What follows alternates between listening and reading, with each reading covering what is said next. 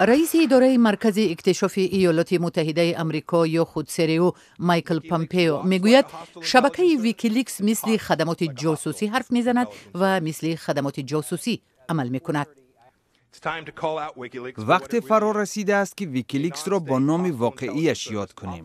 این یک خدمات جاسوسی غیر دولتی است که از سوی دولت‌های شبیه روسیه تشویق می شود.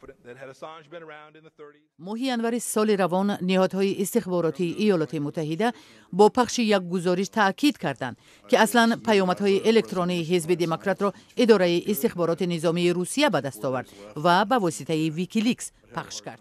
سال 2016 در دوره انتخابات پرزیدنتی ایالات متحده آمریکا ویکیلیکس نامه‌های الکترونی حزب دموکرات آمریکا را نشر کرد.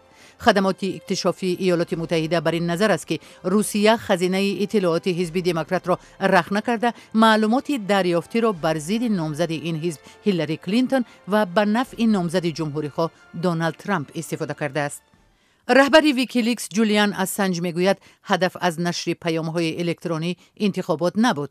ماه مارس اسانج سندهای پنهانی اداره مرکزی اکتشاف ایالات متحده را که در آن وسیله‌های رخنه کردن کامپیوترها، تلفن‌ها و تلویزیون‌ها ثبت شده بود یادرس نمود، ولی از انتشار شکل کامل این برنامه خودداری کرد. اسانج شهروند استرالیا بوده، فعلا در سفارت اکوادور در لندن پناهگاه یافته است. شویتزیا اسانج را به تجاوز به ناموس متهم کرده از بریتانیا درخواست نمود که او را استرداد کند. رئیس اداره مرکزی اکتشاف ایالات متحده آمریکا میگوید کارهای ویکیلیکس و به ویژه رهبر آن اسانج هیچ عمومیت با حمایت از آزادی ها نداشته و یک وسیله شهرت‌جویی این شخص خودخواه تبدیل یافته است که از استفاده عمل ناپاک نیز روی نمیگرداند.